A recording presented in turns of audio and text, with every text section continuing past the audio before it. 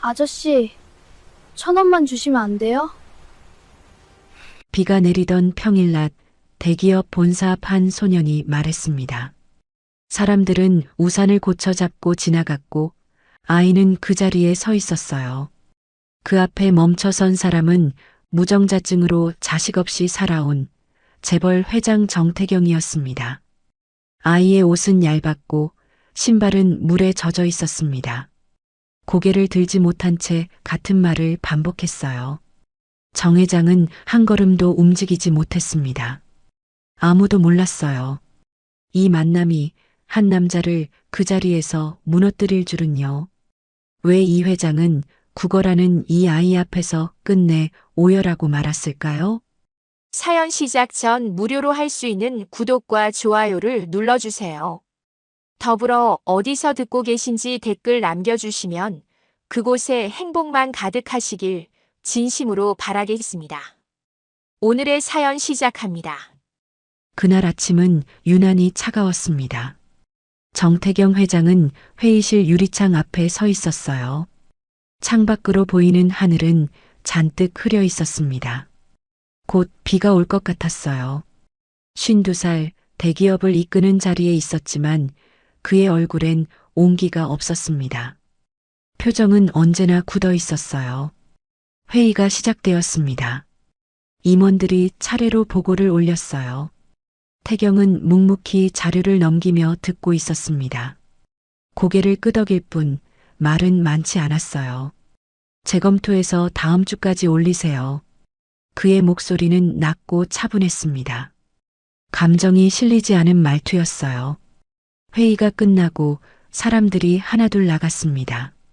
태경은 홀로 남아 창밖을 바라보았어요. 먹구름이 점점 낮게 깔리고 있었습니다. 그는 깊게 숨을 들이켰어요. 엘리베이터를 타고 1층으로 내려갔습니다. 로비를 지나 회전문을 밀고 나서는 순간 빗방울이 얼굴에 닿았어요. 비가 내리기 시작했습니다. 운전기사가 우산을 펼쳐들고 다가왔어요. 회장님, 이쪽으로 오십시오. 태경은 고개를 끄덕이고 차를 향해 걸었습니다. 발걸음은 빨랐어요. 그때였습니다. 아저씨, 1,000원만 주시면 안 돼요? 작은 목소리가 들렸어요. 태경의 발걸음이 멈췄습니다. 몸이 저절로 굳어버렸어요. 고개를 천천히 돌렸습니다. 건물 입구에 한 아이가 서 있었어요. 11살쯤 되어 보이는 남자아이였습니다. 아이는 얇은 회색 티 하나만 입고 있었어요. 옷은 오래 입어서 색이 바랬고 소매 끝은 해져 있었습니다. 신발은 낡았고 비에 젖어 있었어요. 머리도 흠뻑 젖어 있었습니다. 아이는 고개를 숙인 채 지나가는 사람들에게 말을 걸고 있었어요. 죄송해요, 1,000원만. 사람들은 우산을 고쳐 잡고 그냥 지나갔습니다. 아무도 멈추지 않았어요. 아이는 다시 고개를 숙였습니다. 어깨가 작게 떨리고 있었어요. 태경은 그 자리에서 움직이지 못했습니다. 숨을 쉬는 것조차 조심스러워졌어요. 가슴속 어딘가가 먹먹하게 조여왔습니다. 손끝이 차갑게 식어가고 있었어요. 5년 전 그날이 떠올랐습니다. 병원 진료실이었어요. 흰 가운을 입은 의사가 검사 결과지를 건넸습니다. 무정자증입니다. 임신은 불가능합니다. 태경은 그 말을 듣는 순간 귀가 멍해졌어요. 의사의 입이 움직이는 게 보였지만 소리는 들리지 않았습니다. 손에 든 결과지가 떨렸어요. 재검사를 한 번 더 해보시면 정확하기에 재검사가 필요 없습니다. 의사는 단호하게 말했어요. 태경은 서류를 집어들고 자리에서 일어났습니다. 복도를 걸으며 주먹을 꽉 쥐었어요. 그날 이후 태경은 모든 걸 포기했습니다. 결혼도, 가족도, 아이를 가질 희망도 전부 지워버렸어요. 거리에서 아이들을 마주치면 시선을 돌렸습니다. 고개를 숙이고 빠르게 지나갔어요. 공원을 지날 때도 발걸음을 재촉했습니다. 아이들의 웃음소리가 들리면 가슴이 답답했어요. 도망치는 것 같았지만 그렇게 살 수밖에 없었습니다. 아이 앞에 서는 게 두려웠어요. 회장님? 운전기사의 목소리에 태경은 정신을 차렸습니다. 눈을 깜빡이며 현실로 돌아왔어요. 아이는 여전히 그 자리에 서 있었습니다. 비는 더 세게 내리고 있었어요. 태경은 천천히 아이 쪽으로 걸어갔습니다. 한 걸음 한 걸음이 무거웠어요. 아이가 고개를 들었습니다. 순간 두 사람의 시선이 마주쳤어요. 아이의 눈빛엔 두려움과 간절함이 섞여 있었습니다. 말없이 고개를 다시 숙였어요. 태경은 그 순간 숨을 깊이 들이켰습니다. 가슴이 저릿하게 아파왔어요. 죄송해요. 정말 급해서 이러는 거예요. 아이의 목소리는 떨리고 있었습니다. 말끝이 흐려졌어요. 태경은 주머니에 손을 넣었습니다. 지갑을 꺼내려다 멈췄어요. 손끝이 미세하게 떨렸습니다. 어떻게 해야 할지 알 수 없었어요. 바로 그때 건물 입구에서 누군가 걸어 나왔습니다. 60대 남자였어요. 회장님, 무슨 일이십니까? 박 이사였습니다. 태경의 최측근이자 30년을 함께 일해온 사람이었어요. 박 이사는 상황을 빠르게 파악했습니다. 눈빛이 차갑게 가라앉았어요. 경비, 저 아이 좀 데리고 나가. 예, 알겠습니다. 경비가 아이에게 다가갔습니다. 손을 뻗어 아이의 팔을 잡으려 했어요. 예, 여기서 이러면 안 돼. 나가야지. 죄송해요. 지금 갈게요. 아이가 황급히 고개를 숙였습니다. 바닥에 놓인 가방을 집어 들려다 손이 미끄러졌어요. 가방이 인도 바닥에 떨어졌습니다. 낡은 공책 한 권과 연필 몇 자루가 쏟아져 나왔어요. 공책은 비에 젖어 표지가 흐물거렸습니다. 아이는 급하게 그것들을 주워 담았어요. 손이 떨리고 있었습니다. 죄송해요, 죄송해요. 아이는 계속 사과했습니다. 태경은 그 모습을 지켜보았습니다. 발을 떼려고 했지만 떨어지지 않았죠. 회장님 가시죠. 박 이사가 우산을 받쳐들었습니다. 목소리는 부드러웠지만 단호했어요. 쓸데없는 일로 시간 낭비하실 필요 없습니다. 태경은 고개를 끄덕였습니다. 천천히 차로 걸어갔어요. 차 문이 열렸습니다. 태경이 안에 앉았어요. 문이 닫혔습니다. 차가 천천히 출발했어요. 태경은 고개를 돌려 뒤를 바라보았습니다. 사이드 미러에 아이의 작은 뒷모습이 보였어요. 아이는 여전히 그 자리에 서 있었습니다. 비를 맞으며 혼자 서 있었죠. 점점 멀어지는 아이의 모습이 작아졌습니다. 태경은 주먹을 꽉 쥐었어요. 손바닥에 손톱 자국이 깊게 팠습니다. 왜일까요? 그냥 지나칠 수 없었어요. 가슴속 어딘가가 무너지는 것 같았습니다. 무언가 놓쳐버린 것 같은 기분이 들었어요. 사무실로 돌아온 뒤에도 태경은 일에 집중할 수 없었습니다. 서류를 펼쳐놓았지만 글자가 눈에 들어오지 않았어요. 자꾸 그 아이의 얼굴이 떠올랐습니다. 젖은 머리, 떨리던 목소리, 바닥에 떨어진 공책, 창밖을 바라보았어요. 비는 여전히 내리고 있었습니다. 오후가 되자 박 이사가 사무실 문을 열고 들어왔어요. 회장님, 오후 일정 확인 부탁드립니다. 네. 태경은 고개를 끄덕였습니다. 하지만 박 이사가 건넨 서류는 제대로 보이지 않았어요.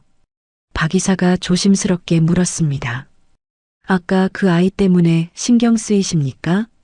아닙니다. 태경의 대답은 짧았어요. 쓸데없는 일로 마음 쓰지 마십시오. 그런 아이들은 항상 있습니다. 박 이사의 목소리는 차분했습니다. 감정이 실리지 않은 말투였어요. 괜히 문제 만들지 않는 게 좋습니다. 태경은 대답하지 않았습니다. 고개를 끄덕일 뿐이었어요. 박 이사가 나간 뒤 태경은 다시 창밖을 바라보았습니다. 어느새 해가 지고 있었어요. 회사를 나설 시간이 되었습니다. 태경은 코트를 걸치고 엘리베이터를 탔어요. 1층 로비에 내려서는 순간 발걸음이 멈췄습니다. 무의식적으로 건물 입구 쪽을 바라보았어요. 아까 그 자리였습니다. 이젠 아무도 없었어요. 비는 그쳤고 인도는 텅 비어 있었습니다. 태경은 그 자리를 한참 바라보았어요. 가슴 한쪽이 무겁게 가라앉았습니다. 집으로 돌아가는 차 안은 조용했어요. 태경은 창밖을 바라보며 생각에 잠겼습니다. 왜 자꾸 그 아이가 떠오르는 걸까요? 수없이 지나쳤던 아이들인데 왜 오늘은 달랐을까요? 손끝을 꽉 쥐었어요. 대답은 나오지 않았습니다. 그날 밤 태경은 잠을 이루지 못했어요. 침대에 누워 천장을 바라보았습니다. 어둠 속에서 아이의 얼굴이 자꾸 떠올랐어요. 눈을 감았습니다. 그래도 지워지지 않았어요. 고개를 좌우로 저었습니다. 하지만 가슴속 무게는 사라지지 않았어요. 새벽 2시가 넘어서야 태경은 간신히 잠이 들었습니다. 얕은 잠이었죠. 그는 아직 몰랐습니다. 이 아이가 자신의 인생을 완전히 흔들어 놓을 거라는 걸요. 며칠이 지났습니다. 정태경은 여전히 같은 일상을 살고 있었어요. 아침 회의, 오후 보고, 저녁 늦게 퇴근. 모든 게 똑같았습니다. 하지만 한 가지가 달라졌어요. 그날 이후 아이의 얼굴이 머릿속에서 떠나지 않았습니다. 회의 중에도 서류를 보다가도 문득 떠올랐어요.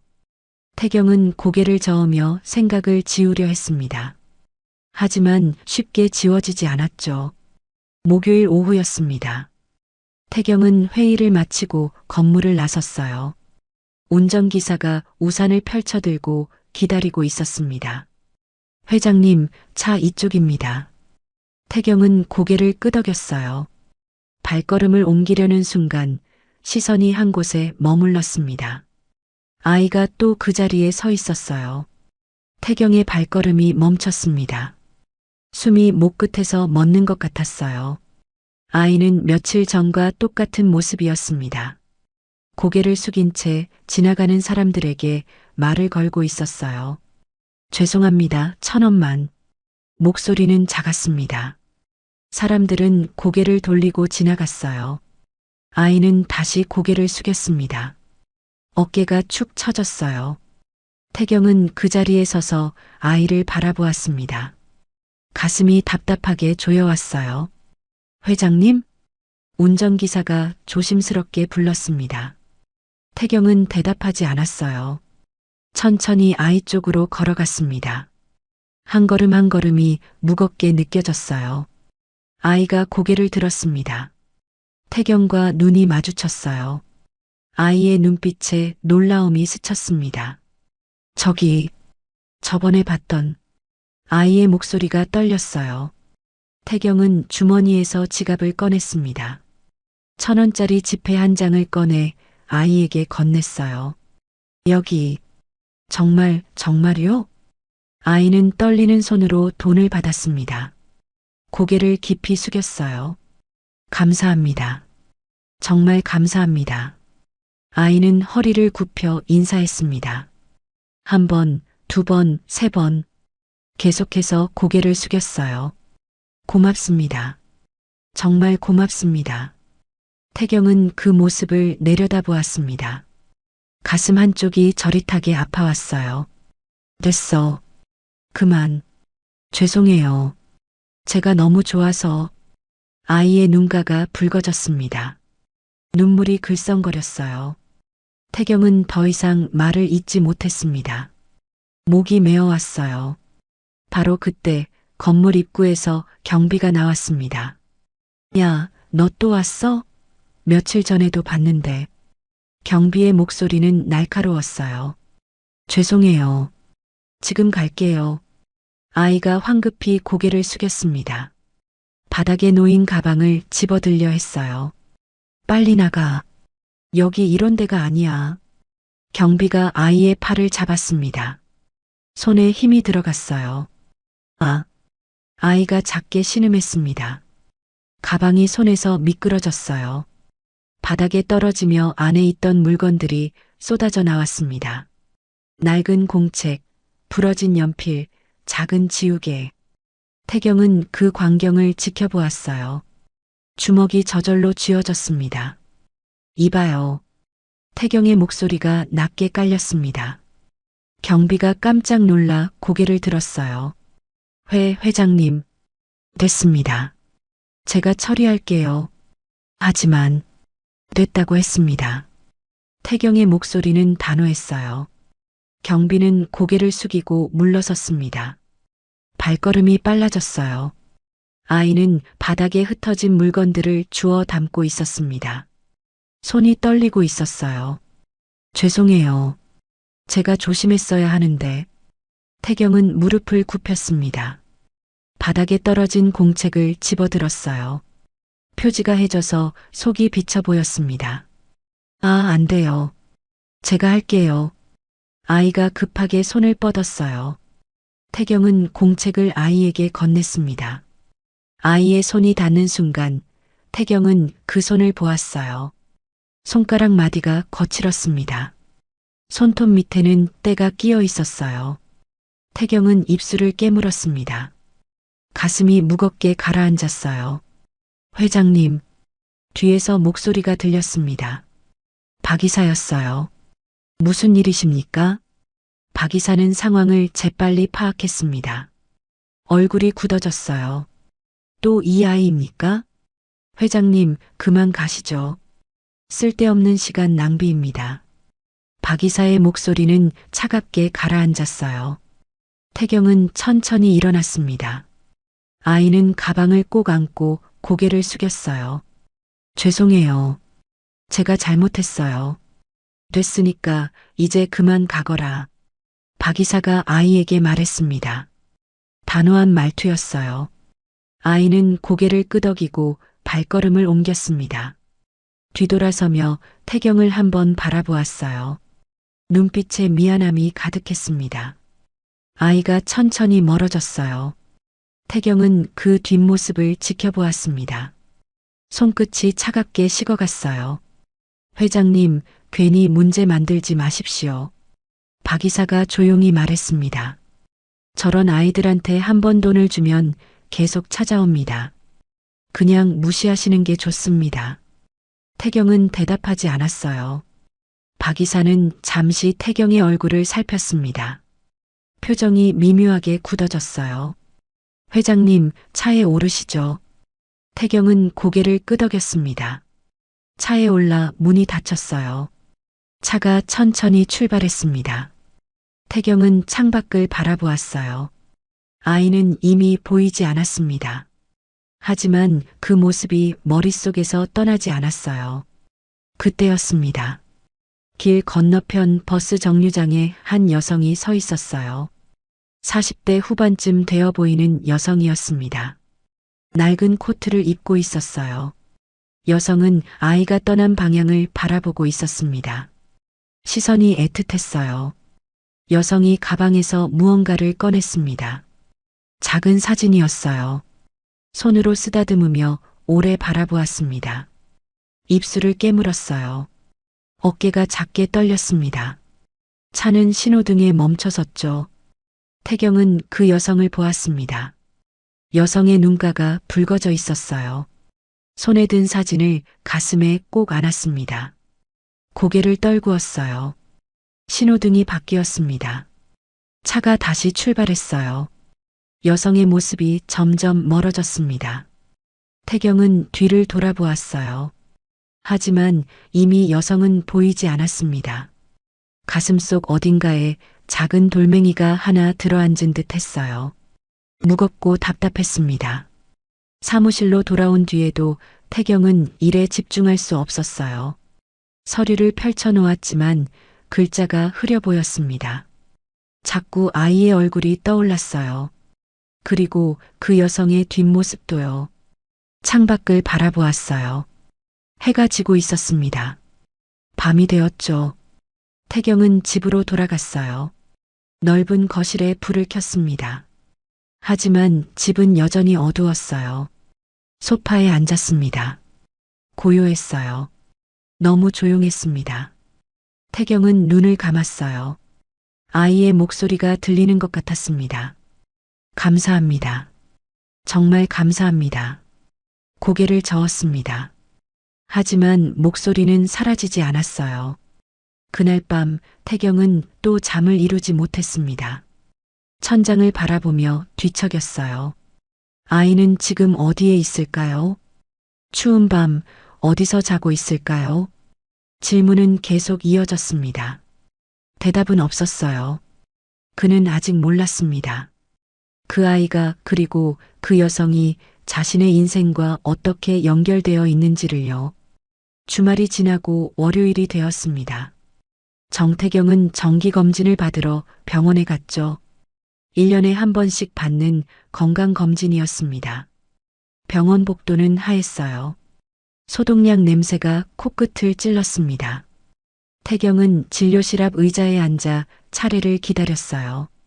손을 무릎 위에 가지런히 놓았습니다. 정태경 회장님, 들어오세요. 간호사가 문을 열고 불렀어요. 태경은 일어나 진료실로 들어갔습니다.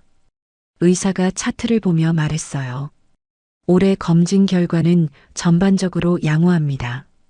그렇습니까? 혈압이 조금 높긴 한데 스트레스 관리 잘하시고요. 태경은 고개를 끄덕였습니다. 의사가 잠시 머뭇거리더니 물었어요. 혹시 5년 전 검사 결과 재검사 생각은 없으십니까? 태경의 손이 미세하게 굳었습니다. 의사의 말이 귓가에 맴돌았어요. 필요 없습니다. 하지만 그때 검사가 단 한 번이었고 기록도 됐습니다. 태경의 목소리는 차갑게 가라앉았어요. 의사는 더 이상 묻지 않았습니다. 고개를 끄덕이고 처방전을 건넸어요. 진료실을 나오며 태경은 깊게 숨을 들이켰습니다. 가슴이 답답했어요. 5년 전 그날이 떠올랐습니다. 선명하게 기억났어요. 47살이던 겨울이었습니다. 태경은 이 병원 3층 비뇨기과에 있었어요. 박 이사가 함께 왔었습니다. 회장님, 혹시 모르니 검사 한번 받아보시는 게 좋겠습니다. 박 이사의 말에 태경은 고개를 끄덕였어요. 검사는 간단했습니다. 체열하고 샘플을 제출하고 기다리는 것. 사흘 뒤 결과가 나왔어요. 태경은 혼자 병원에 갔습니다. 의사가 서류를 건넸어요. 무정자증입니다. 임신은 불가능합니다. 태경은 그 말을 듣는 순간 귀가 멍해졌어요. 손에 든 결과지가 떨렸습니다. 태경은 서류를 집어들고 자리에서 일어났어요. 의사가 뭔가 더 말하려 했지만 태경은 듣지 않았습니다. 복도를 걸으며 주먹을 꽉 쥐었어요. 회사로 돌아왔을 때 박 이사가 기다리고 있었습니다. 회장님, 결과가 어떻습니까? 태경은 잠시 망설이다 대답했어요. 무정자증이라고 합니다. 박 이사의 얼굴에 놀라움이 스쳤습니다. 하지만 금세 평온한 표정으로 돌아왔어요. 그렇습니까? 재검사는 필요 없습니다. 확실한 결과라고 하더라고요. 알겠습니다. 박 이사는 고개를 끄덕였어요. 더 이상 묻지 않았습니다. 회장님, 이런 일은 누구에게도 말씀하지 않으시는 게 좋겠습니다. 회사를 위해서도요. 태경은 대답 대신 고개를 끄덕였어요. 사무실로 들어가 문을 닫았습니다. 책상 앞에 앉아 결과지를 꺼내 보았어요. 간단한 종이 한 장이었습니다. 검사 항목, 수치, 결론. 그게 전부였어요. 태경은 서류를 서랍 깊숙이 넣었습니다. 다시는 꺼내보지 않겠다고 다짐했어요. 병원 말 한마디에 인생을 맡겼었죠. 의사가 그렇다니까 그런 줄 알았습니다. 더 물어볼 생각도 하지 못했어요. 그게 당연한 거라고 믿었습니다. 태경은 병원 주차장으로 걸어갔습니다. 차에 올라 시동을 걸었어요. 핸들을 잡은 손에 힘이 들어갔습니다. 문득 의사의 말이 떠올랐어요. 그때 검사가 단 한 번이었고 기록도 뭐가 어떻다는 걸까요? 태경은 고개를 저었습니다. 생각하고 싶지 않았어요. 이미 5년이나 지났는데 지금 와서 뭘 바꿀 수 있겠습니까? 차를 출발시켰습니다. 회사로 가는 길은 막혔어요. 신호등마다 멈춰야 했습니다. 창밖을 보니 초등학교 앞이었어요. 아이들이 하교하고 있었습니다. 엄마들이 교문 앞에서 기다리고 있었어요. 아이들이 달려가 엄마 손을 잡았습니다. 웃으며 걸어가는 모습이 보였죠. 태경은 그 모습을 지켜보았습니다. 손끝이 차갑게 식어갔어요. 신호가 바뀌었습니다. 차가 다시 출발했어요. 사무실로 돌아온 뒤에도 태경은 일에 집중할 수 없었습니다. 서류를 펼쳐놓았지만 글자가 눈에 들어오지 않았어요. 자꾸 5년 전 그날이 떠올랐습니다. 박 이사가 함께 있었던 것, 확실한 결과라며 더 묻지 말라던 것, 그리고 단 한 번의 검사로 모든 게 끝났던 것. 태경은 펜을 내려놓았어요. 창밖을 바라보았습니다. 해가 지고 있었어요. 밤 태경은 집으로 돌아가 오래된 서랍을 열었습니다. 5년 전 그 서류를 꺼냈어요. 먼지가 쌓여 있었습니다. 종이를 펼쳐 천천히 읽었어요. 검사 날짜, 검사 항목, 결과. 재검사 권유 여부 없음. 담당 의사 소견 없음. 태경은 서류를 자세히 보았습니다. 이상하게 간단했어요. 보통 의료 기록은 더 자세하지 않나요? 손끝으로 종이를 만졌습니다. 뭔가 빠진 것 같은 느낌이 들었어요. 하지만 확신할 수는 없었습니다. 태경은 서류를 다시 서랍에 넣었어요. 소파에 앉아 깊게 숨을 들이켰습니다. 의문은 점점 커져갔어요. 하지만 답을 찾을 방법은 몰랐습니다. 그는 그때도 더 묻지 않았습니다. 하지만 며칠 뒤 그 의문에 대한 답이 회사 앞에 서 있을 줄은 아무도 몰랐습니다. 사흘이 지났습니다. 정태경은 오후 회의를 마치고 건물을 나섰어요. 운전기사가 우산을 펼쳐들고 기다리고 있었습니다. 회장님, 차 이쪽입니다. 태경은 고개를 끄덕였어요. 발걸음을 옮기려는 순간 시선이 한 곳에 머물렀습니다. 아이가 또 그 자리에 서 있었어요. 태경의 발걸음이 멈췄습니다. 숨이 목 끝에서 멎는 것 같았어요. 천원만 달라던 민준이었습니다. 며칠 전과 똑같은 모습이었어요. 고개를 숙인 채 지나가는 사람들에게 말을 걸고 있었습니다. 죄송합니다. 1,000원만. 목소리는 더 작아져 있었어요. 사람들은 고개를 돌리고 지나갔습니다. 아무도 멈추지 않았어요. 태경은 천천히 민준 쪽으로 걸어갔습니다. 한 걸음 한 걸음이 무거웠어요. 민준이 고개를 들었습니다. 태경과 눈이 마주쳤어요. 민준의 눈빛에 놀라움이 스쳤습니다. 아저씨. 민준의 목소리가 떨렸어요. 태경은 주머니에서 지갑을 꺼냈습니다. 1,000원짜리 지폐를 꺼내 민준에게 건넸어요. 여기. 감사합니다. 민준은 돈을 받고 깊이 고개를 숙였습니다. 허리를 굽혀 인사했어요. 태경은 그 모습을 보다가 조심스럽게 물었습니다. 얘야, 너 왜 자꾸 여기에 오니? 민준이 고개를 들었어요. 잠시 망설이다가 작게 대답했습니다.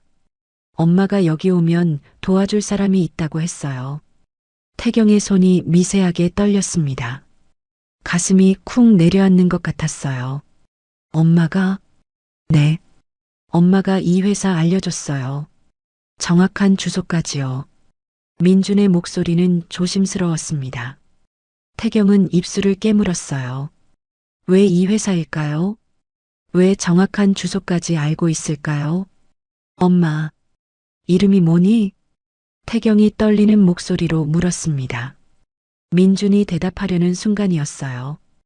회장님, 뒤에서 날카로운 목소리가 들렸습니다. 박 이사였어요. 태경은 고개를 돌렸습니다. 박 이사는 빠른 걸음으로 다가왔어요. 얼굴이 굳어 있었습니다. 또 이 아이와 대화하고 계십니까? 박 이사의 목소리는 차갑게 가라앉았어요. 불쾌함이 역력했습니다. 회장님, 이제 그만 가시죠. 박 이사가 한 걸음 다가섰습니다. 민준을 내려다보았어요. 예, 이제 여기 오면 안 돼. 알았지? 죄송해요. 민준이 황급히 고개를 숙였습니다. 어깨가 움츠러들었어요. 경비한테 말했으니까 다음엔 바로 쫓아낼 거야. 경찰도 부를 수 있어. 박 이사의 말투는 단호했습니다. 협박에 가까웠어요. 민준의 얼굴이 하얗게 질렸습니다. 입술이 떨렸어요. 태경은 그 모습을 보며 주먹을 꽉 쥐었습니다. 손바닥에 손톱 자국이 깊게 팼어요. 박 이사. 태경의 목소리가 낮게 깔렸습니다. 네, 회장님. 아이한테 너무 심하지 않습니까? 박 이사가 잠시 멈칫했어요. 하지만 금세 평온한 표정으로 돌아왔습니다. 회장님을 위해서입니다. 이런 아이들한테 관심 주시면 계속 찾아옵니다. 태경은 박 이사를 바라보았어요. 30년을 함께 일한 사람이었습니다. 믿고 의지했던 사람이었어요. 하지만 지금 박 이사의 눈빛은 차가웠습니다. 한 아이를 대하는 태도가 너무 냉정했어요. 왜 이렇게까지 막으려 하는 걸까요? 태경은 처음으로 의문이 들었습니다. 뭔가 이상했어요. 회장님 가시죠. 박 이사가 태경의 팔을 가볍게 잡았습니다. 태경은 민준을 한 번 더 바라보았어요.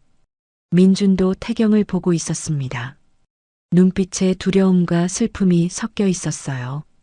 태경은 천천히 몸을 돌렸습니다. 발걸음을 옮겼어요. 차를 향해 걸어가면서도 자꾸 뒤를 돌아보게 되었습니다. 민준은 여전히 그 자리에 서 있었어요. 차에 올라 문이 닫혔습니다. 박 이사가 조수석에 탔어요. 회장님, 저런 아이들한테 너무 관심 주시면 안 됩니다. 엄마가 알려줬다는 것도 거짓말일 겁니다. 동정심을 유발하려는 거죠. 박 이사의 목소리는 차분했어요. 하지만 태경은 고개를 끄덕이지 않았습니다. 창밖을 바라보았어요. 박 이사의 말이 이상하게 들렸습니다. 왜 이렇게 강하게 막으려 할까요? 단순히 회사를 위해서일까요? 아니면 다른 이유가 있는 걸까요? 태경은 사이드 미러를 보았어요. 박 이사의 얼굴이 비쳤습니다. 표정은 평온했지만 눈빛은 차가웠어요. 뭔가를 숨기는 것 같은 느낌이 들었습니다. 차가 천천히 출발했어요. 태경은 계속 생각했습니다.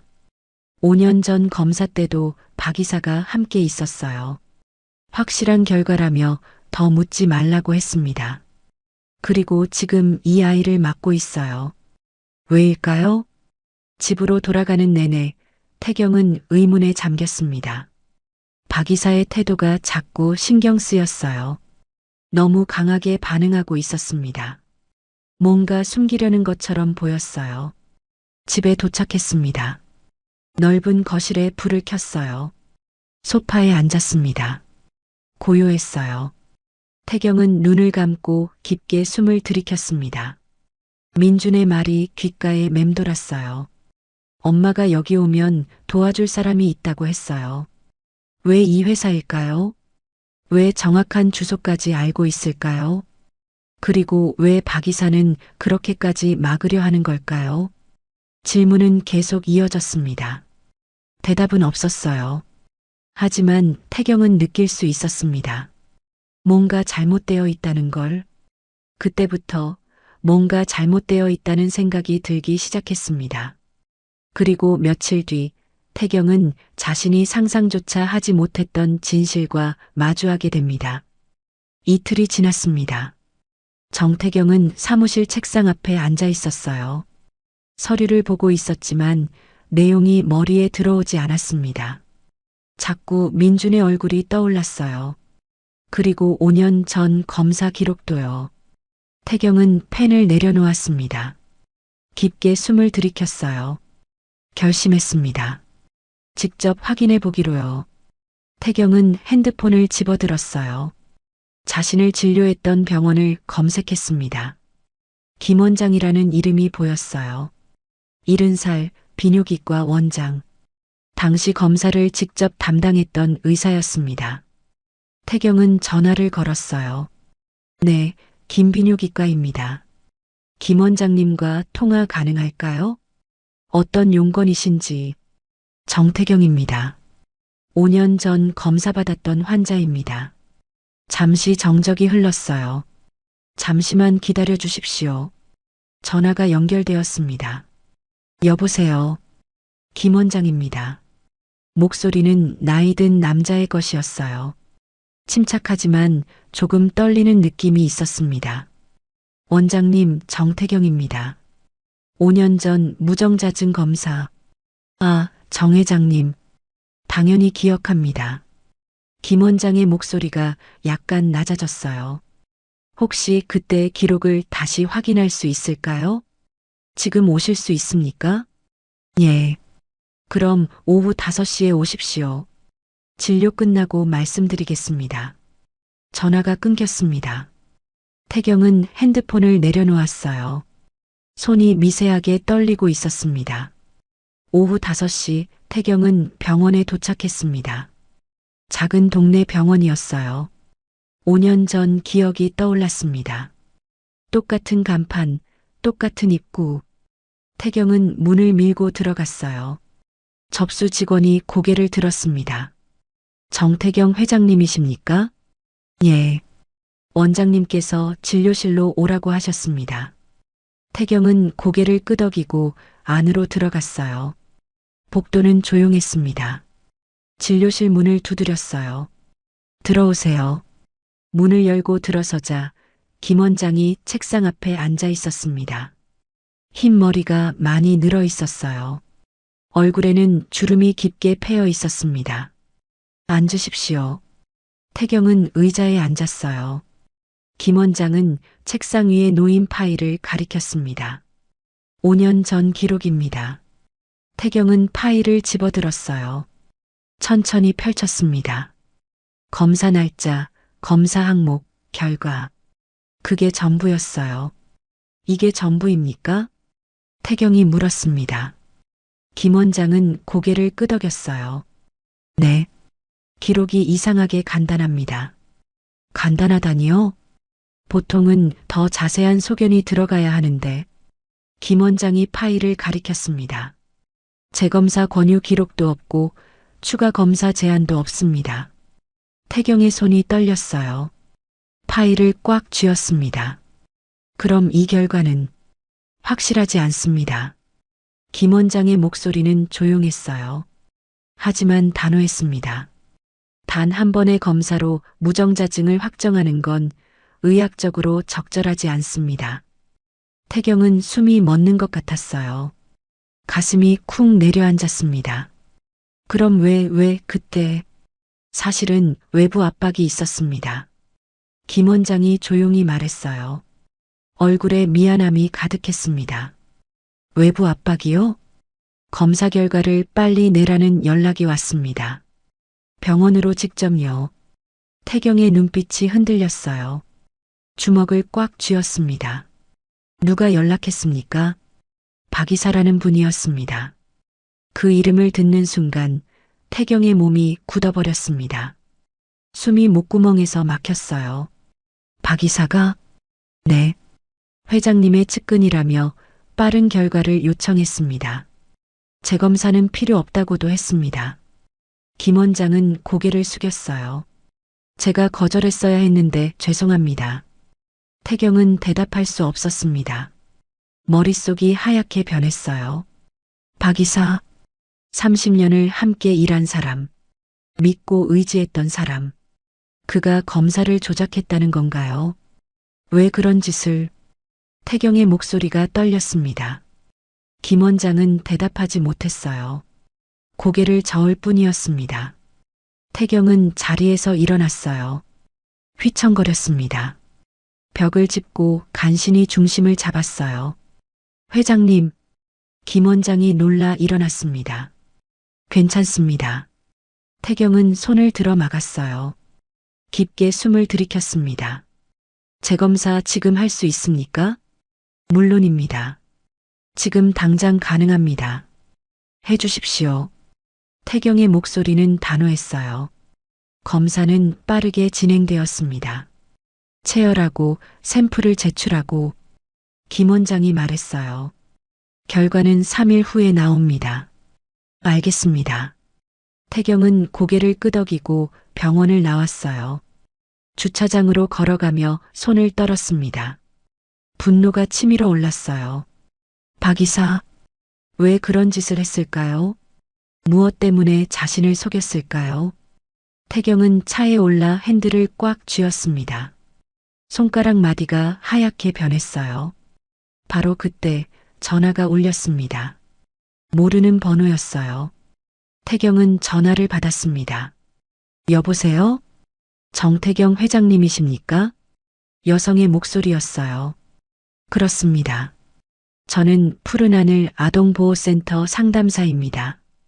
태경의 손이 멈췄어요. 아동보호센터요? 네. 강민준 군에 관한 건인데요.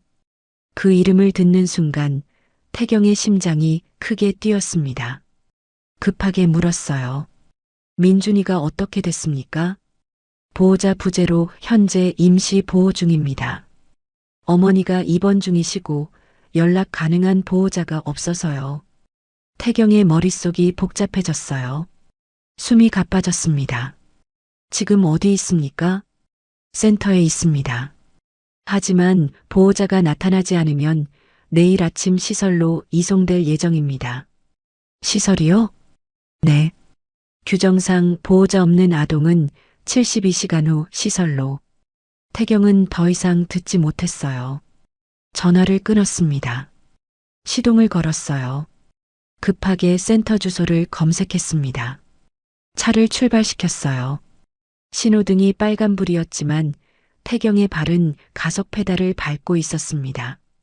기다릴 수 없었어요. 민준이가 시설로 보내진다는 말이 머릿속에서 맴돌았습니다. 안 돼. 그렇게 보낼 수 없어. 왜 그런 생각이 드는지 태경 자신도 몰랐어요. 하지만 가슴이 시키는 대로 움직였습니다. 센터에 도착했습니다. 태경은 차에서 뛰어내렸죠. 건물 안으로 달려갔습니다. 접수대에 서서 숨을 고르며 물었어요. 강민준이 여기 있습니까? 네, 있습니다. 보호자이십니까? 아닙니다. 하지만 아이를 알고 있습니다. 죄송하지만 보호자가 아니시면 잠깐만 보게 해주십시오. 부탁입니다. 태경의 목소리가 간절했어요. 상담사가 잠시 망설이다 고개를 끄덕였습니다. 잠깐만 기다리세요. 상담사가 안으로 들어갔어요. 잠시 후 문이 열렸습니다. 민준이 나왔어요. 태경은 그 모습을 보는 순간 가슴이 무너졌습니다. 민준의 얼굴은 창백했어요. 눈가는 붉게 부어 있었습니다. 울었던 것 같았어요. 아저씨, 민준이 작게 불렀습니다. 목소리가 떨렸어요. 태경은 무릎을 굽혀 민준과 눈높이를 맞췄습니다.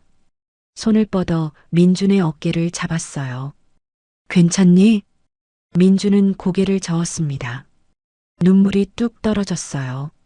엄마가 많이 아파요. 엄마는 어디 계시니? 서울중앙병원이요. 3층 302호. 민준이 떨리는 목소리로 대답했어요. 태경은 민준의 머리를 쓰다듬었습니다. 손이 떨렸어요. 걱정하지 마. 내가 도와줄게. 왜 그런 말을 했는지 태경도 몰랐습니다. 하지만 그 말은 진심이었어요. 민준은 태경을 올려다보았습니다. 눈빛에 희망이 번졌어요. 정말요? 그래. 약속한다. 태경은 고개를 끄덕였습니다. 가슴속 무언가가 뜨겁게 타올랐어요. 그는 알 수 없었습니다. 이 아이가 그리고 그 엄마가 누구인지요. 정태경은 센터에서 나와 차에 올랐습니다. 시동을 걸었어요. 손이 떨렸습니다. 핸들을 꽉 쥐었어요.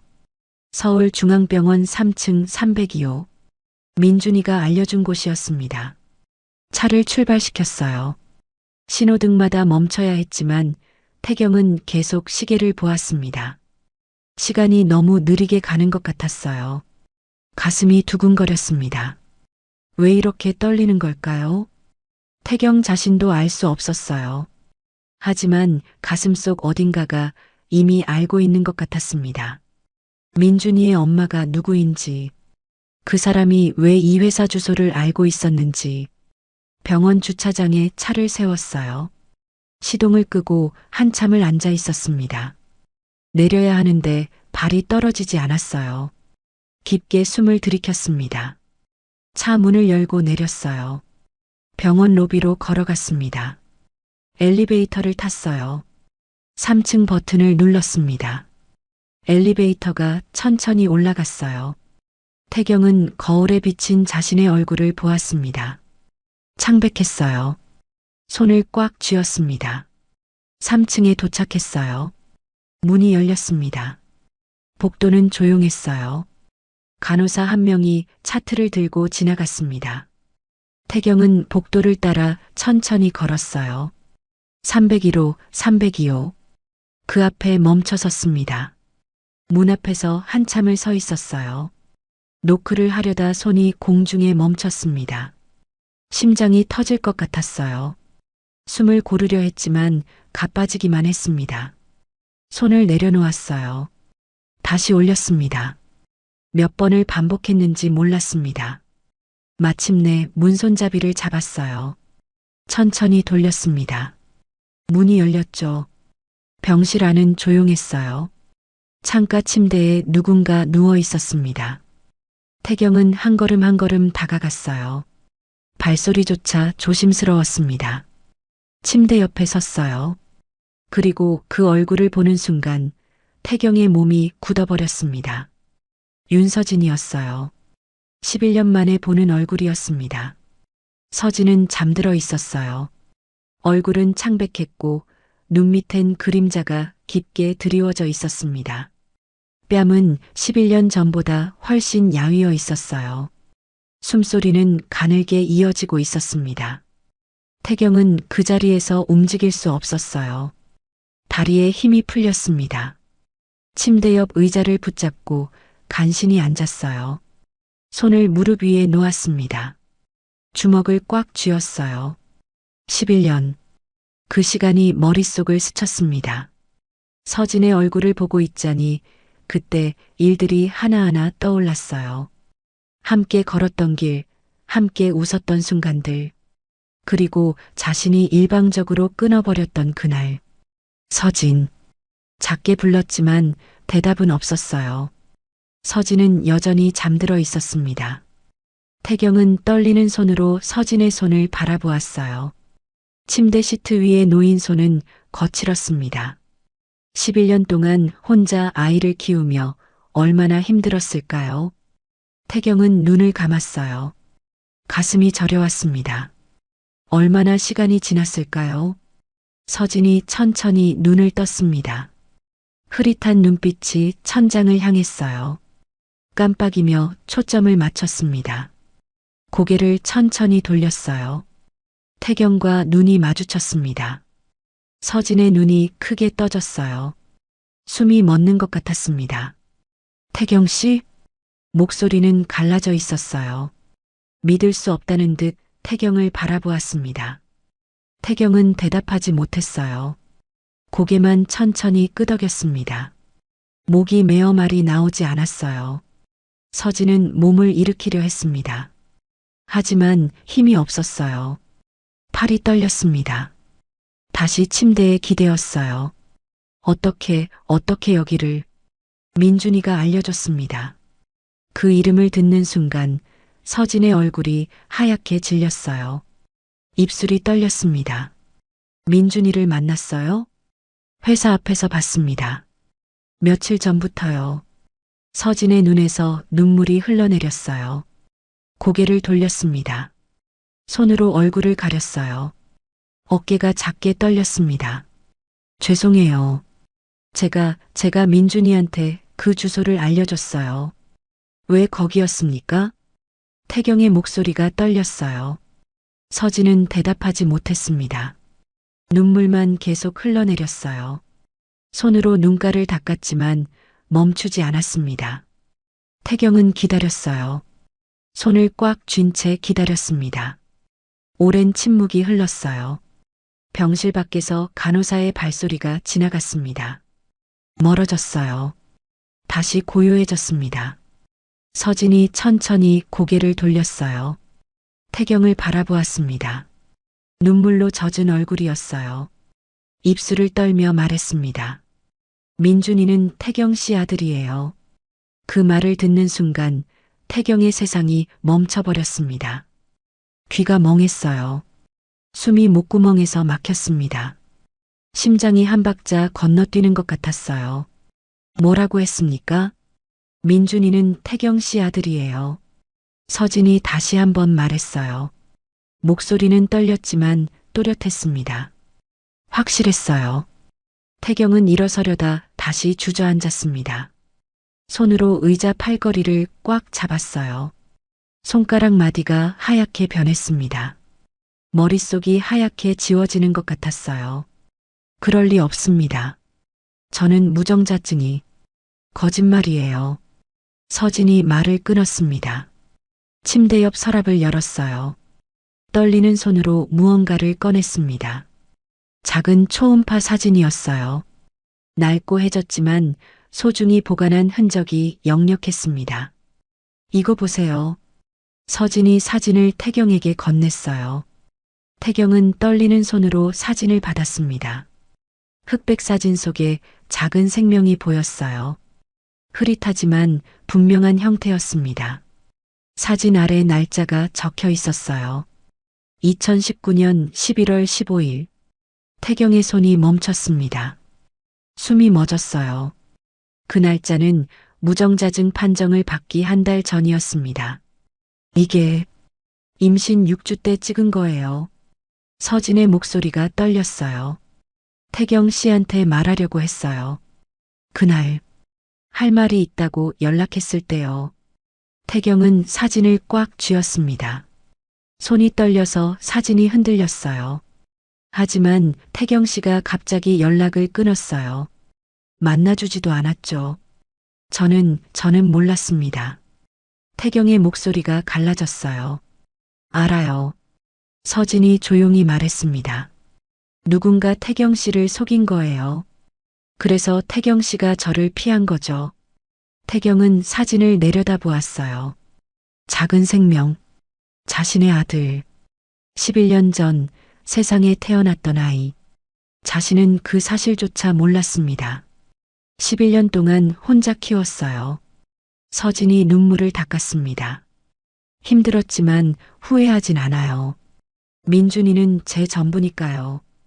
왜 말하지 않았습니까? 말하려 했어요. 서진의 목소리에 울음이 섞였어요. 하지만 태경 씨는 만나주지 않았고 전화도 받지 않았어요. 회사에 찾아가도 비서가 막았죠. 태경은 아무 말도 할 수 없었어요. 목이 메었습니다. 숨을 쉬는 것조차 힘들었어요. 그래서 혼자 낳았어요. 혼자 키웠죠. 서진이 천천히 말했어요. 민준이가 태어났을 때 태경 씨를 닮아서 깜짝 놀랐어요. 눈도 코도 입도. 태경은 초음파 사진을 가슴에 꽉 안았습니다. 손이 떨렸어요. 민준이 첫 돌 때도, 유치원 입학할 때도, 초등학교 들어갈 때도 서진의 목소리가 끊어졌어요. 계속 태경 씨 생각했어요. 아빠가 있었다면 얼마나 좋을까. 민준이한테 아빠를 보여줄 수 있었다면 얼마나 좋을까. 그 말을 듣는 순간 태경의 가슴이 무너졌습니다. 첫돌, 유치원, 초등학교. 자신은 그 어떤 순간도 함께하지 못했어요. 아들의 성장을 한 번도 보지 못했습니다. 손을 잡아주지 못했어요. 안아주지 못했습니다. 11년. 되돌릴 수 없는 시간. 놓쳐버린 모든 순간. 태경은 고개를 떨구었습니다. 눈물이 뚝 떨어졌어요. 한 방울, 두 방울. 멈추지 않았습니다. 어깨가 흔들렸어요. 숨이 가빠졌습니다. 미안합니다. 정말 미안합니다. 태경의 목소리는 떨리고 있었어요. 아들이 있는 줄도, 당신이 혼자 키우는 줄도. 눈물이 계속 쏟아졌습니다. 손으로 얼굴을 가렸어요. 하지만 눈물은 손가락 사이로 흘러내렸습니다. 태경 씨 잘못이 아니에요. 서진이 말했어요. 아닙니다. 태경은 고개를 들지 못했어요. 제가 더 확인했어야 했습니다. 재검사를 다시 물어봤어야. 그래도 당신 혼자 모든 걸 짊어지게 했습니다. 아이를 낳고 키우고 아프면서도. 태경의 목소리가 끊어졌어요. 더 이상 말을 잇지 못했습니다. 울음이 터져 나왔어요. 평생 참아왔던 모든 것들이 무너져 내렸습니다. 가족을 포기했던 외로움, 아이를 가질 수 없다는 절망, 그리고 지금 알게 된 진실. 모든 게 한꺼번에 쏟아졌어요. 태경은 그 자리에서 완전히 무너졌습니다. 한참을 울었어요. 소리내어 울었습니다. 서진도 눈물을 흘리고 있었어요. 두 사람의 눈물이 11년이라는 시간을 적셨습니다. 병실은 고요했습니다. 하지만 그 고요함 속에서 무언가가 천천히 풀리고 있었어요. 오해와 침묵, 그리고 놓쳐버린 시간들이요. 하지만 태경은 아직 몰랐습니다. 이 진실을 만든 사람과 마주했을 때 자신이 어떤 선택을 하게 될지를요. 한참이 지났습니다. 태경은 눈물을 닦았어요. 손등으로 얼굴을 닦았습니다.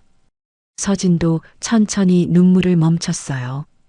두 사람 사이에 긴 침묵이 흘렀습니다. 하지만 그 침묵은 더 이상 무겁지 않았어요. 태경이 천천히 입을 열었습니다.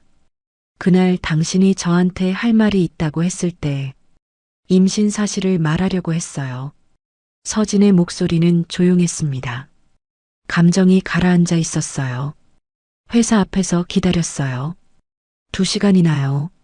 하지만 비서님이 나와서 회장님이 안 계신다고 했죠. 태경은 눈을 감았습니다. 그때의 자신이 떠올랐어요. 다음 날도 그 다음 날도 찾아갔어요. 전화도 수없이 했고요. 서진이 계속 말했습니다. 하지만 태경 씨는 한 번도 만나주지 않았어요. 전화도 받지 않았죠. 정말 미안합니다. 처음엔 이해할 수 없었어요. 서진의 목소리가 떨렸어요. 갑자기 왜 이러는지, 제가 뭘 잘못했는지 밤마다 생각했어요. 태경은 주먹을 꽉 쥐었습니다. 손톱이 손바닥에 깊게 파고들었어요. 그러다 어느 날 박이사라는 분한테 전화가 왔어요. 태경의 몸이 굳어졌습니다. 뭐라고 했습니까? 회장님은 이제 당신과 만날 생각이 없으니 더 이상 연락하지 말라고 했어요. 서진이 침대 시트를 꽉 쥐었어요. 만약 계속 연락하면 법적 조치를 취하겠다고도 했죠. 목소리가 정말 차갑더라고요. 태경은 깊게 숨을 들이켰습니다. 가슴이 답답하게 조여왔어요. 그때 저는 임신 6개월이었어요. 서진이 배를 쓰다듬었습니다. 배가 불러오고 있었어요. 태경 씨한테 꼭 말해야 한다고 생각했죠. 다시 용기를 내서 회사에 찾아갔어요. 마지막으로요. 서진의 목소리가 작아졌어요. 하지만 경비가 저를 막았어요. 이미 출입금지 명단에 올라가 있었거든요. 태경은 고개를 떨구었습니다. 손으로 얼굴을 가렸어요. 그날 박 이사가 직접 나왔어요. 로비까지요. 회장님이 당신을 만나지 않는 이유가 있으니 포기하라고 했어요. 회장님 인생에 방해가 되지 말라고요. 서진의 목소리에 울음이 섞였어요. 그 말을 듣고 저는 포기했어요.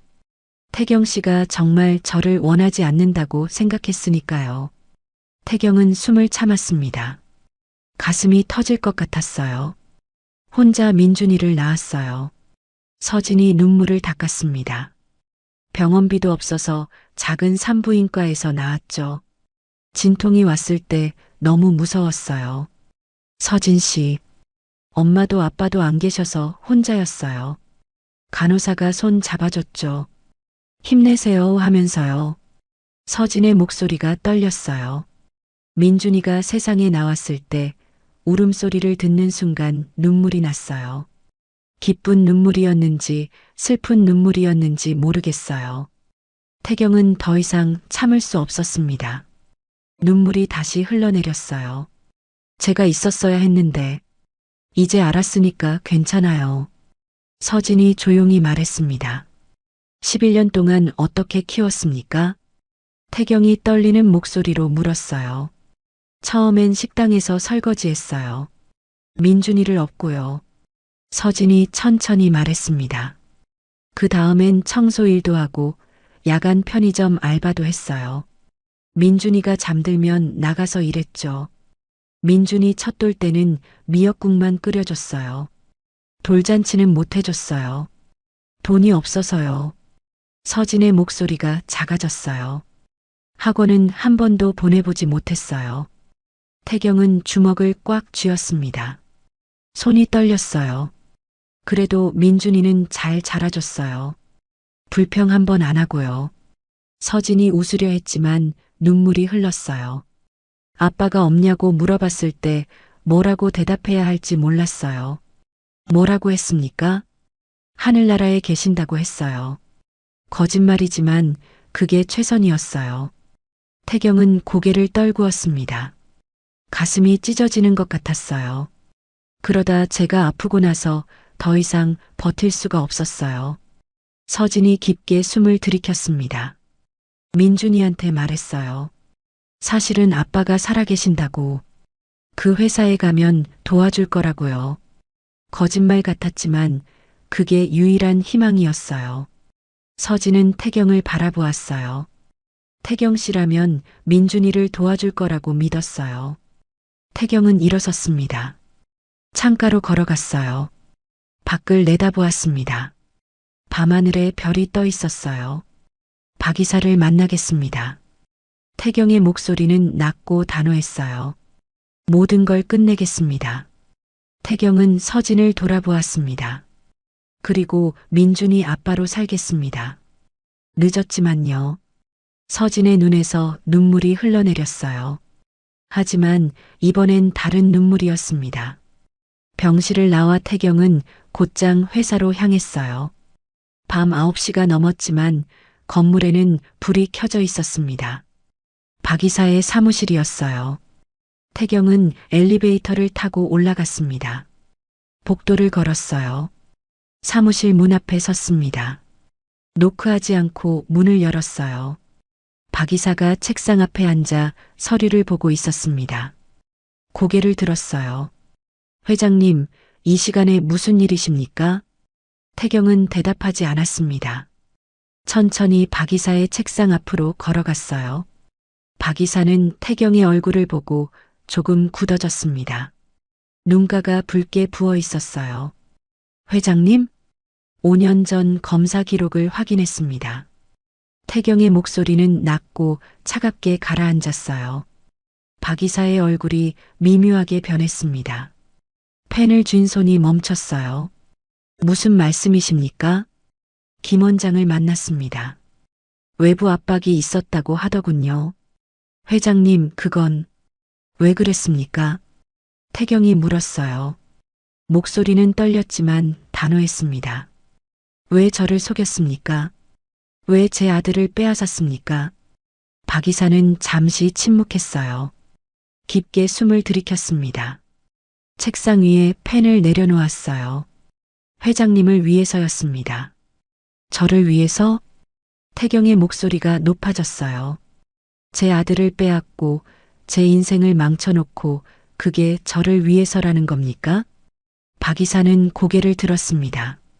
눈빛에는 변명도 미안함도 없었어요. 오히려 자신이 옳다는 확신이 있었습니다. 회장님은 이 회사의 후계자입니다. 윤서진 같은 여자와 결혼해서 회사에 문제를 일으킬 순 없었습니다. 그건 당신이 결정할 일이 아니었습니다. 태경이 책상을 내리쳤어요. 큰 소리가 울렸습니다. 책상이 서류들이 흔들렸어요. 박 이사는 눈 하나 깜빡이지 않았습니다. 회사를 생각했습니다. 지분 문제, 후계구도, 회장님의 미래를요. 제 미래는 제가 결정합니다. 하지만 회장님은 그때 혼란스러워 하셨습니다. 제가 정리해드린 겁니다. 박 이사의 목소리는 여전히 차분했어요. 태경은 박 이사를 바라보았습니다. 30년을 함께 일한 사람, 믿고 의지했던 사람. 하지만 지금 그 사람은 완전히 낯설었어요. 당신은 제 인생을 당신 마음대로 조종했습니다. 보호한 겁니다. 보호가 아닙니다. 조종입니다.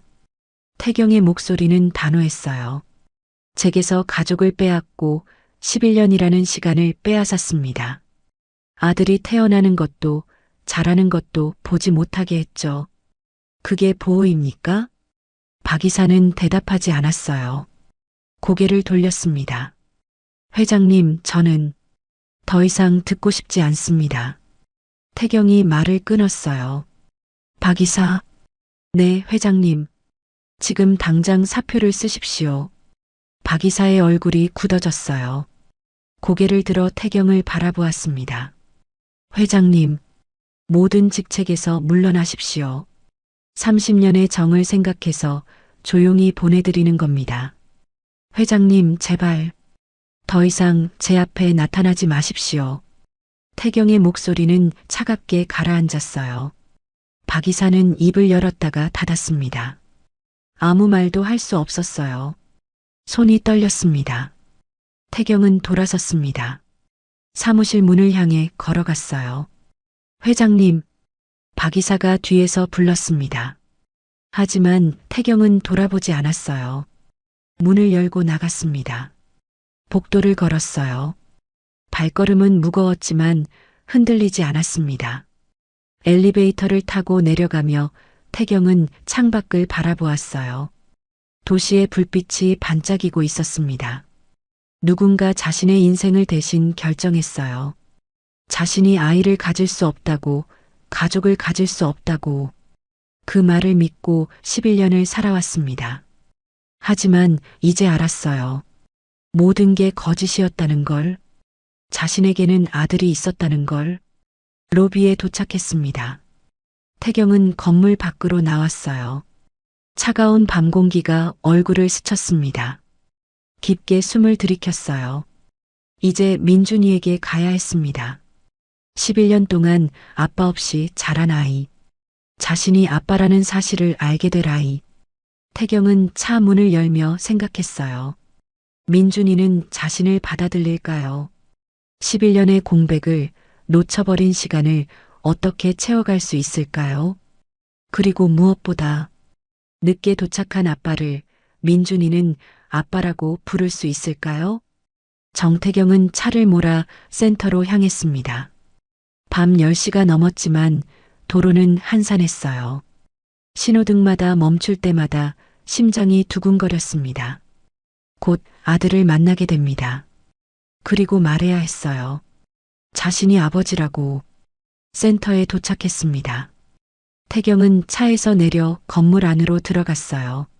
접수대에 상담사가 앉아 있었습니다. 민준이 데리러 왔습니다. 보호자이십니까? 태경은 잠시 망설였어요. 깊게 숨을 들이켰습니다. 아버지입니다. 그 말을 하는 순간 가슴이 뜨거워졌어요. 상담사는 서류를 꺼냈습니다. 보호자 확인 서류에 서명하셔야 합니다. 태경은 펜을 받아들었어요. 손이 떨렸습니다. 보호자란에 자신의 이름을 적었어요. 정태경. 관계란에는 부라고 썼습니다. 아버지. 펜 끝이 종이 위에서 멈췄어요. 11년 만에 처음 쓰는 글자였습니다. 서명을 마치고 상담사가 안으로 들어갔어요. 잠시 후 문이 열렸습니다. 민준이가 나왔어요. 작은 가방을 메고 있었습니다. 얼굴은 여전히 창백했지만 눈빛은 살아있었어요. 아저씨, 민준이 조심스럽게 불렀습니다. 태경은 무릎을 굽혔어요. 민준이와 눈높이를 맞췄습니다. 민준아. 태경의 목소리가 떨렸어요. 엄마 만나러 갈까? 네. 민준이가 고개를 끄덕였습니다. 두 사람은 함께 센터를 나왔어요. 태경은 민준이의 가방을 들어줬습니다. 차 문을 열어줬어요. 민준이가 뒷좌석에 올라탔습니다. 태경은 운전석에 앉았어요. 시동을 걸었습니다. 차가 천천히 출발했어요. 한참을 달리다 태경이 입을 열었습니다. 민준아. 네. 엄마한테 들은 게 있니? 아빠에 대해서. 백미러로 민준이를 보았어요. 민준이는 고개를 숙였습니다. 하늘나라에 계시다고 했어요. 태경의 손이 핸들 위에서 굳었어요. 가슴이 저려왔습니다. 그런데 며칠 전에 다시 말해줬어요. 사실은 살아계신다고. 그 회사에 가면 아빠를 만날 수 있다고요. 민준이의 목소리가 작아졌습니다. 근데 저 어떻게 찾아야 할지 몰라서 그냥 그 앞에 서 있었어요. 태경은 차를 길가에 세웠습니다. 시동을 껐어요. 뒤를 돌아보았습니다. 민준이와 눈이 마주쳤어요. 민준아. 태경의 목소리가 떨렸습니다. 내가 너의 아빠야. 민준이의 눈이 크게 떠졌습니다. 입술이 떨렸어요. 네, 미안해. 11년 동안 몰랐어. 내가 있는 줄도, 엄마가 혼자 너를 키우는 줄도. 태경의 눈에서 눈물이 흘러내렸습니다. 누군가 나를 속였어. 아이를 가질 수 없다고. 그 말을 믿고 살았어. 민준이는 아무 말도 하지 못했어요. 눈만 깜빡이고 있었습니다. 늦었지만 이제라도 너희 곁에 있고 싶어. 아빠로 살고 싶어. 태경은 차에서 내렸습니다. 뒷좌석 문을 열었어요. 민준이 앞에 무릎을 꿇었습니다. 용서해 줄 수 있니? 11년 동안 없었던 아빠를. 민준이의 눈에서 눈물이 주르륵 흘러내렸어요. 작은 몸이 떨렸습니다. 정말 제 아빠예요? 그래. 정말이야. 민준이가 태경의 품으로 뛰어들었습니다. 작은 팔로 태경의 목을 꽉 껴안았어요. 아빠. 그 한마디에 태경의 눈물이 쏟아졌습니다. 11년을 기다린 말이었어요. 응. 아빠가 여기 있어. 이제 안 떠나. 두 사람은 한참을 그렇게 안고 있었습니다. 밤거리에 서서 서로를 꼭 안고 울었어요. 병원에 도착했습니다. 민준이는 태경의 손을 꽉 잡고 있었어요. 엘리베이터를 타고 3층으로 올라갔습니다. 302호 병실 문을 열었어요. 엄마. 민준이가 달려갔습니다. 서진은 아들을 꼭 안아줬어요. 민준아, 우리 민준이. 엄마 아빠 찾았어요. 진짜 아빠. 민준이가 환하게 웃으며 말했습니다. 서진은 태경을 바라보았어요. 눈빛으로 물었습니다. 태경은 고개를 끄덕였습니다. 서진의 눈에서 눈물이 흘러내렸어요. 그래 잘했어, 민준아. 세 사람은 그날 밤 함께 병실에서 시간을 보냈습니다. 민준이는 엄마와 아빠 사이에 앉아 있었어요. 처음으로 가족이 된 밤이었습니다. 일주일 후 서진이 퇴원했습니다. 태경은 두 사람을 자신의 집으로 데려갔어요. 우와 진짜 커요. 민준이가 거실을 뛰어다니며 소리쳤습니다. 여기서 살아요? 정말요? 그래. 이제 우리 집이야. 태경이 웃으며 대답했어요. 서진은 조용히 주변을 둘러보았습니다. 눈물이 글썽거렸어요. 괜찮으세요? 태경이 조심스럽게 물었습니다. 네. 그냥 믿기지가 않아서요. 서진이 작게 웃었어요. 꿈 같아요. 그날부터 세 사람의 새로운 일상이 시작되었습니다. 아침마다 태경은 민준이를 학교에 데려다 줬어요. 아빠 다녀올게요. 그래. 조심해서 다녀와. 태경이 민준이의 머리를 쓰다듬어 줬습니다. 민준이가 학교로 뛰어가는 모습을 지켜보았어요. 가슴이 따뜻했습니다. 저녁이면 세 사람은 식탁에 둘러앉았어요. 서진이 만든 저녁을 함께 먹었습니다. 오늘 학교에서 칭찬받았어요. 민준이가 신나게 이야기했어요. 그래, 뭘로? 수학 문제 다 맞췄어요. 우리 민준이 대단한데? 태경이 웃으며 말했습니다. 민준이가 환하게 웃었어요. 서진은 두 사람을 바라보며 미소 지었습니다. 어느 주말 오후였습니다. 민준이는 거실에서 숙제를 하고 있었어요. 서진은 소파에 앉아 책을 읽고 있었습니다. 태경은 신문을 보고 있었어요. 아무 말도 없었지만 편안했습니다. 같은 공간에 함께 있다는 것만으로 충분했어요. 아빠, 민준이가 연필을 내려놓고 태경을 불렀습니다. 응? 아빠는요, 어렸을 때 뭐하고 놀았어요? 나, 친구들이랑 축구하고 놀았지. 저도 축구하고 싶어요. 그래. 그럼 다음 주말에 공원 갈까? 진짜요? 민준이의 눈이 반짝였어요. 그럼 아빠가 가르쳐 줄게. 좋아. 민준이가 환호성을 질렀습니다. 서진은 두 사람을 보며 조용히 웃었어요. 그날 밤 태경은 서재로 갔습니다. 책상 서랍을 열었어요.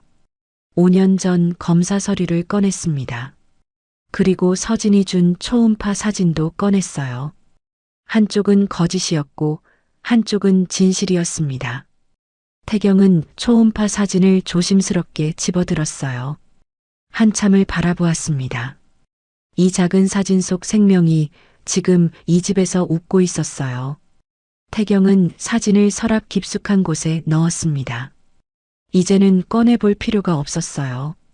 민준이가 여기 있으니까요. 살아 숨쉬는 아들이.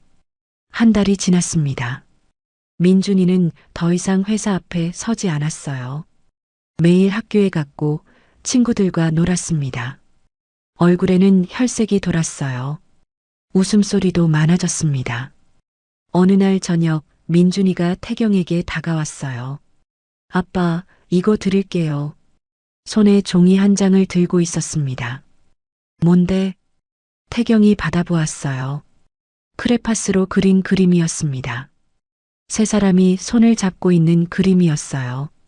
아빠, 엄마, 그리고 민준이. 하단에는 삐뚤빼뚤한 글씨로 우리 가족이라고 적혀 있었습니다. 태경의 눈에 눈물이 맺혔어요. 고마워, 민준아. 아빠가 좋아할 것 같아서요. 민준이가 환하게 웃었습니다. 태경은 민준이를 꼭 안아줬어요. 아빠가 세상에서 제일 좋아하는 선물이야. 그날 밤 세 사람은 거실에 함께 앉아 있었습니다. 민준이는 태경의 무릎에 기대 잠들어 있었어요. 서진은 조용히 뜨개질을 하고 있었습니다. 태경은 잠든 아들의 머리를 쓰다듬었어요. 창밖으로 별이 빛나고 있었습니다.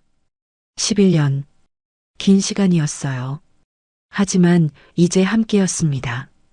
더 이상 혼자가 아니었어요. 태경은 조용히 중얼거렸습니다. 고마워. 나를 기다려줘서.